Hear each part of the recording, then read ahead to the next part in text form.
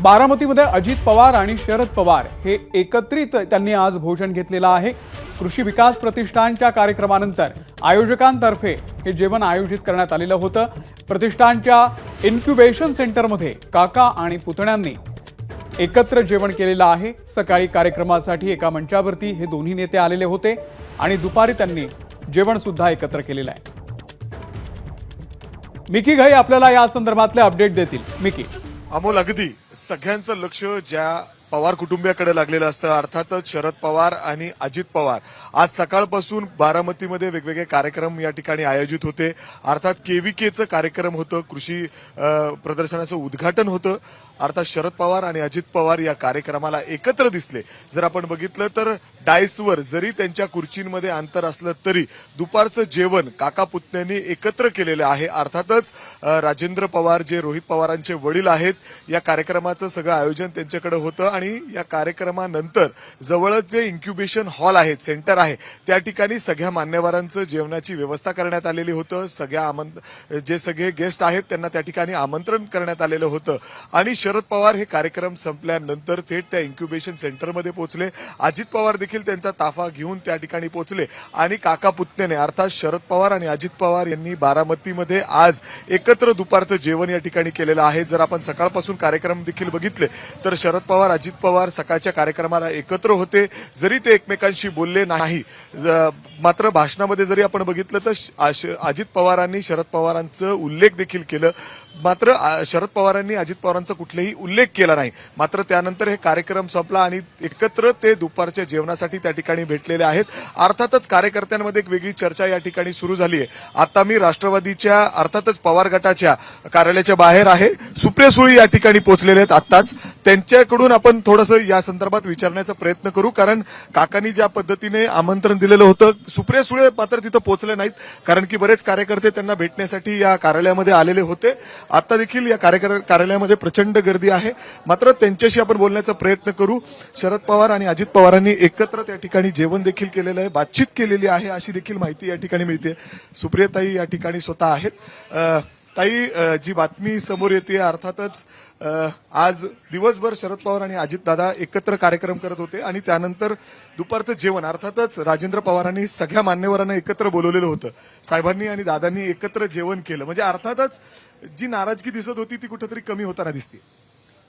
एकतर आमचं नाराज व्हायचं वय नाही राहिलं हो आता, त्याच्यामुळे कुठून या गोष्टी येतात मला माहिती नाही आणि ते जेवायला भेटले का नाही मला माहिती नाही, कारण कार्यक्रम संपल्यानंतर मी माझ्या मतदारसंघातल्या शेतकऱ्यांचे काही प्रॉब्लेम्स होते, त्याच्यासाठी मी पक्षाच्या ऑफिसमध्ये आले। त्याच्यामुळे तिथे कोण कोण सगळ्याच पाहुण्यांना जे बाहेरून आवर्जून आलेत, अर्थातच अतिथी देवो भव, पाहुणे आले तर त्यांचं स्वागत आणि त्यांचा सादर सत्कार केलाच पाहिजे। त्याच्यामुळे लंच होतं राजूदादा आणि वहिनींनी ठेवलेलं, कदाचित तिथे ते जेवले असतील, मला यातलं माहिती नाही। राजेंद्र पवार यांनीच आमंत्रण दिलं होतं, तुम्ही नव्हता, मात्र अजितदादांनी शरद पवार साहेब त्या ठिकाणी एकत्र जेवलेत आणि त्यामुळे एक वेगळी चर्चा कार्यकर्त्यांमध्ये सुद्धा एक वेगळा उत्साह दिसतोय, म्हणजे चर्चा सुरू झाल्यात। मला खरंच याच्यातलं काय माहिती नाही। मी माझ्या शेतकऱ्यांचं एक्सप्लॉयटेशन, शरद पवार तिथे गेलते म्हणजे मला माहितीच नाही, मी तुमच्याचकडून ऐकते, कारण का ते गाडीतून ते मिस्टर कोकाटे, प्रताप काका आणि शरद पवारजी हे तिघही तुम्हाला आमंत्रण होतं? हो, अर्थातच होतं। नाही गेले? नाही, मी इथे आले, मी वहिनींना सांगूनच आले, कारण का मला जेवायला, तुम्हाला माहितीये मला जेवायचा किती उत्साह असतो आणि मला जायचंय सोलापूरला, त्याच्यामुळे मला शेतकऱ्यांचा एक विषय खूप दिवस पेंडिंग होता, तो पूर्ण करून मी सोलापूरला। परंतु आज काहीशी बॉडी लँग्वेज जर आपण बघितली अजितदादांनी साहेबांची थोडीशी वेगळी वाटली, म्हणजे अर्थात अजितदादांनी शरद पवार साहेबांचा उल्लेख देखील केला त्यांच्या भाषणामध्ये। हो, माझ्या ऐकण्यात नाही आला। तुम्ही भाषण ऐकलं नाही दादांचं, सुरुवात मान्यवर म्हणून तेवढाच उल्लेख केला, बाकीचा केलेला मी तरी ऐकला नाही। सुरुवातीला प्रोटोकॉल म्हणून केला असेल, पण संपूर्ण भाषणात काही केलेला म्हणजे माझ्या तरी ऐकण्यात नाही आला।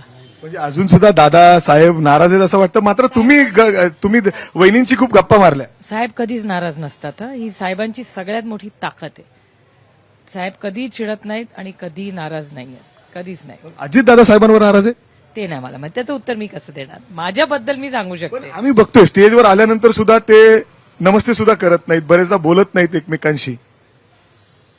एक तर शरद पवार कमीच बोलतात, नाही, पण अजितदादा तरी इतर वेळेस बोलतात, परंतु या बारामतीमध्ये कार्यक्रम होत आहेत. सकाळच्या कार्यक्रमाला पवार साहेब तिथे आले नाहीत. स्टेजवर जेव्हा आले तेव्हा अजित पवारांनी शरद पवारांकडे बघितलं नाही. शक्य असेल, मला नाही माहिती. मी एवढं बारीक बघत नव्हतं. दादा नाराज आहेत अजून. ते नाही मला माहिती. मी कसं सांगणार? तुम्ही मात्र वहिनींची छान गप्पा मारत होता त्या ठिकाणी. काल सुद्धा तुम्ही वहिनींना तिथं स्टेजवर कार्यक्रमात ठिकाणी भेटला कबड्डीच्या. एकतर मी सगळ्यांचीच बोलते. मी असं एकही व्यक्ती या जगात नाही ज्याच्याशी मी स्वतःहून बोलत नाही. मी सगळ्यांची जाऊन स्वतःहून बोलते नेहमी. माझा स्वभाव लहानपणापासूनच तसा आहे. काय म्हणत होत्या म्हणजे खूप गप्पा रंगलेले होते स्टेजवर बघत होतो जे दृश्य. नॉर्मल. त्याच्यात काय? त्याच्यात असं नॉर्मल अजितदादा आणि शरद पवार कधी होतील? त्याचं मी कसं सांगणार? त्यांना विचारायला लागेल ना. त्या दोघांबद्दल तुम्ही विचारताय. ही नाराजगी म्हणजे अर्थात कार्यकर्त्यांमध्ये चर्चा आहे सगळ्यांमध्ये, अर्थात की साहेबांनी अजितदादा हे नॉर्मल कधी होतील. कारण आपण बघतोय त्यांच्यामध्ये संवाद होताना म्हणजे अर्थात हात जोडून नमस्कार सुद्धा केला नाही दादांनी बी नाही आणि शरद पवारांनी देखील. समरून गेल्यानंतर सुद्धा शरद पवारांचं वय थोडंसं मोठं जास्त आहे. Is 84 years old. नाही, अर्थात साहेबांनी देखील भाषणाच्या वेळेस अजितदादांचा उल्लेखच केला नाही. जर बघितलं तर राज्याचे उपमुख्यमंत्री आहेत. साहेबांनी थेट मंचावर मान्यवर कुणाचंच नाव घेतलं नाही. आमचं पण कुणाचं नाही, प्रताप पवारांचं नाही, कुणाचंच नाव नाही घेतलं. एक तर उशीर झाला होता आणि व्यासपीठ या सगळ्यांना कॅबिनेटसाठी जायचं होतं, त्यांनी कुणाचंच नाव घेतलं नाही. बरं, ही काय होणार पुढं याकडे सगळ्यांचं लक्ष. एकत्र येतील नाही येणार पुढं म्हणजे अर्थात चर्चा. एकत्र जेवण करतायत.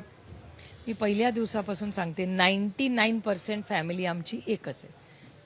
माझ्यासाठी तर 99% फॅमिली एकच आहे. ती कालही होती, आजही आणि उद्याही राहील. आणि राजकारणात हे बोलते, मी सगळ्यांशी बोलते. आता मी तुमच्याशी बोलू शकते, आता तुम्ही बोलायचं का नाही हा तुमचा प्रश्न आहे ना. परंतु हेच काल सुद्धा आम्ही बघितलं कार्यक्रमात तुम्हाला भाषण करू नाही दिलं. म्हणजे अर्थात तुमचं भाषण झालंच नाही तिथं. तुम्ही कार्यक्रम सोडून निघून गेला. कालचं कबड्डीचं कार्यक्रम देखील. माझं 8 वाजता जेवण होतं प्रताप पवारांबरोबर. माझे काका बारामतीला आले होते. माझं जेवण ठरलं होतं 8 वाजता त्यांच्याबरोबर. माय कमिटमेंट टू माय अंकल. म्हणजे जर बघितलं तर राजकीय दृष्टीने एकत्र येतील. जसं तुम्ही म्हणताय आम्ही पवार कुटुंबीय एकच आहात. राजकारणाचं मी नाही सांगू शकत. We are professionals. त्याच्यामुळे राजकारण वेगळं आणि नाती वेगळी आणि दोन्ही सांभाळण्याच्या बाबतीत मी खूप अशा बाबतीत वय वाढले आमची. काय वयाने लहान नाही. त्याच्यामुळे रुसवे फुगे लहानपणी ठीक असतात किंडरगार्टन मध्ये, आयुष्यात पुढे नसतात ना. जबाबदारी. हा सल्ला अजितदादांना द्याल का? नाही, मी माझ्याबद्दल बोलते. माझी आई जे मला सांगते ते मी सांगते. वी आर प्रोफेशनल्स आणि माणसांची म्हणजे एकतर नातं जपण्याची ताकद ही माझ्यात खूप आहे. मी शेवटचा प्रश्न विचारतो. दादा बदललेत असं वाटतं का? सगळंच आयुष्यात बदलत असतं ना. सगळंच बदलतं. आता मी पण बदलले ना इतक्या वर्षात. 18 वर्षाची सुप्रिया, 28 वर्षाची सुप्रिया, 38 वर्ष बदलतेच. त्याच्यामुळे सगळे. आणि महायुतीमध्ये गेल्यानंतर तिकडं हे बघा, माणसांनी वय वाढतं तसं प्रगल्भता, मॅच्युरिटी आलीच पाहिजे. माणसांनी बदललंच पाहिजे. नाही तर उपयोग काय? नुसती गोदरेज की जवानी. दादा त्या दृष्टीने मॅच्युअर झालेत आता वाटतं का? आता ते वयानी, पदानी, कर्तृत्वानी सगळ्यांनीच माझ्यापेक्षा मोठे आहेत. आणि माझ्या आईनी माझ्यावर केलेल्या संस्कारामध्ये आपल्यापेक्षा वयानी, पदानी मोठ्या माणसाबद्दल कधीही आपण बोलू नये असे माझे संस्कार आहेत. अर्थात सुप्रियाताई, आम्ही कुटुंब म्हणून एक आहोत, मात्र आम्ही प्रोफेशनल्स आहोत असं देखील या ठिकाणी उल्लेख करतायत. जेवणासाठी अर्थातच राजेंद्र पवार यांनी सगळ्यांना आमंत्रण दिलेलं होतं आणि त्याचवेळी इन्क्युबेशन सेंटर या ठिकाणी शरद पवार, अजित पवार आणि इतर जे मान्यवर अर्थातच पंकजाताई मुंडे देखील त्या ठिकाणी होत्या आणि एकत्र त्यांनी दुपारचं जेवण या ठिकाणी केलेलं आहे. सौरभ, मिकी, धन्यवाद दिलेल्या या संपूर्ण माहितीबद्दल. एबीपी माझा, उघडा डोळे बघा नीट.